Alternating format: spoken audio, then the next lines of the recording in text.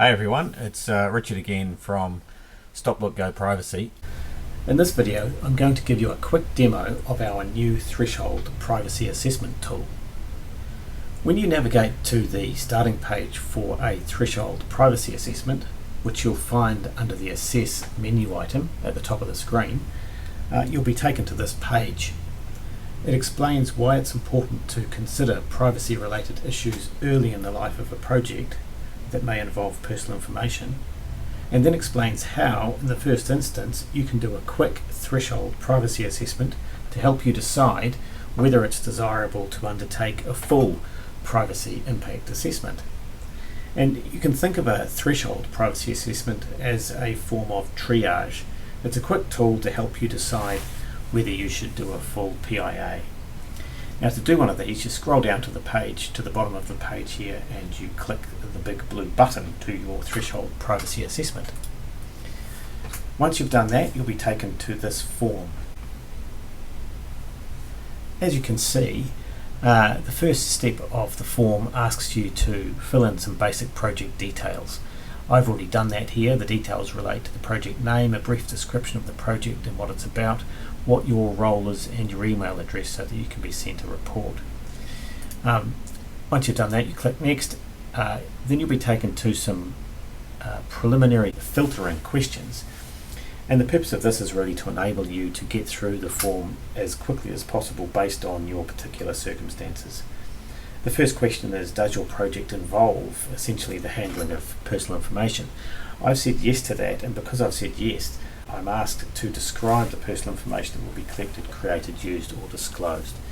And so I've already done that here. I've said that in this instance we will be dealing with tertiary students' enrolment details. We'll be getting that from TEOs, tertiary education organisations, and the information will be collected and used to help students find out whether they are eligible to a new form of financial assistance. I'm then asked whether the proposal relates to an existing system, service or activity for which a PIA, Privacy Impact Assessment, has already been done. And I've said no to that. And because I've said no, I'm given this piece of advice in the orange box which says, because you've answered as you have, it's advisable to complete the rest of the assessment.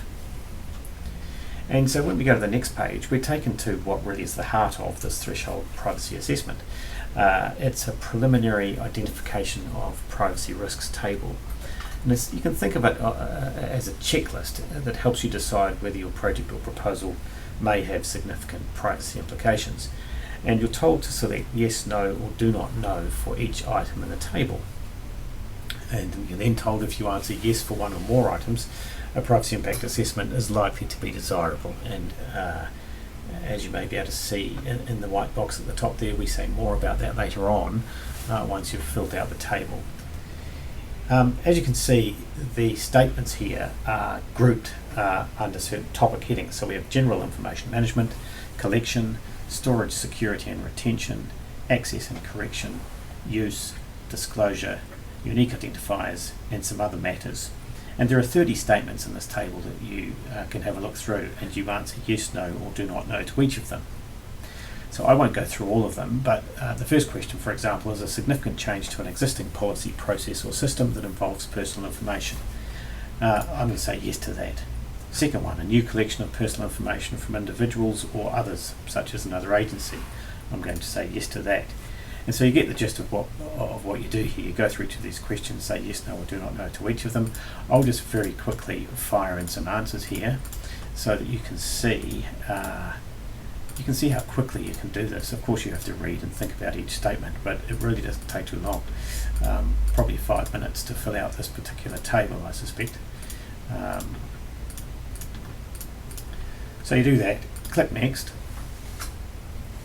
and then you're given your results. Now in this particular instance, I've scored 19 out of a maximum possible score of 30, and that score represents how many times I selected either yes or do not know for the items in the table that you just saw. The screen here explains that do not knows are important because if your agency is going to do something covered by one or more of the selected do not knows, then it may need to assess the privacy implications of doing that. This page then explains that because you've answered in the way you have, it may be desirable to undertake a full privacy impact assessment. And it explains that the higher your score, the more desirable that is likely to be, and the more comprehensive your assessment may need to be. It also explains that if you have a low score, let's say you only score 1, there's only one area where there may be privacy implications. In that situation, you might be able to focus your assessment on issues arising under a subset of the information privacy principles and or some other specific legislation. Of course, that will depend on the circumstances. If we go to the next page now, this is the signature blocks page. It tells you that your privacy threshold assessment report will contain a couple of signature blocks. The first one enables the person who completes the report to make a recommendation to management, for example, as to whether a privacy impact assessment is required. And then it provides a signature block for an appropriate level of management to state that they've reviewed the information in the report and they either agree or do not agree with your recommendation. So in this instance, let's say that the steering committee is going to have a look at the report and your recommendation. We click next, and then you're told what you will get in your threshold privacy assessment report. So I'm just going to click submit.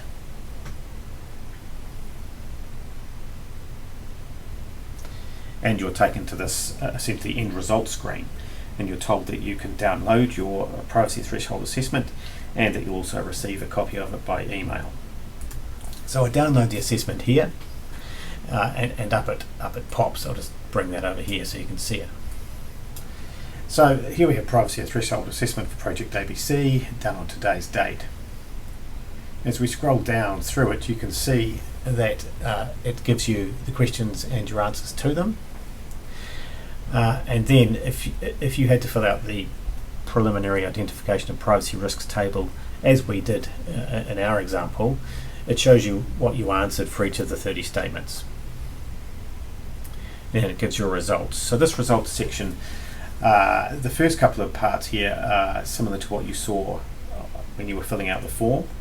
But this other section here, privacy related issues that might arise, this only appears in the report that's produced.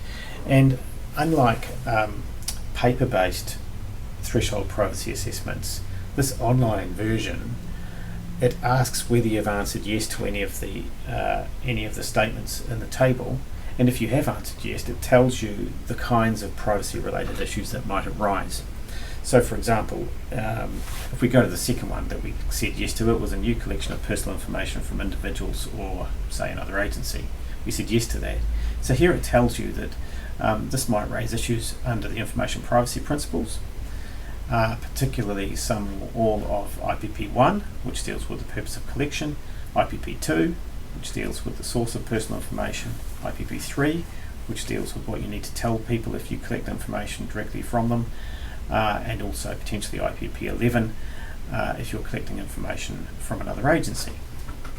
It also advises that if you're collecting information from another agency, it can be important to ensure that the agency knows your purposes of collection. And it also says that if collection is occurring under specific statutory provisions, then issues relating to interpretation and application of those provisions might arise. And so you have a section like this for every statement you've answered yes to. And the purpose of this is really to give you a bit more of a detailed understanding as to why it may be desirable to do a privacy impact assessment. So you're not left just with, yes, go ahead and do one, you should. You're told really in quite some detail as to why it's desirable to do that. And this output here is all automated based on what you answered yes to. And then at the end of the report, we have the recommendation and decision signature blocks that I mentioned before. So that is a full demo really of the threshold privacy assessment tool. We think it will help agencies to undertake threshold assessments very quickly, and it will give them some very quick and helpful feedback as to the kinds of issues that they may need to consider if they have answered yes to any of the statements in the assessment. Thanks very much for listening.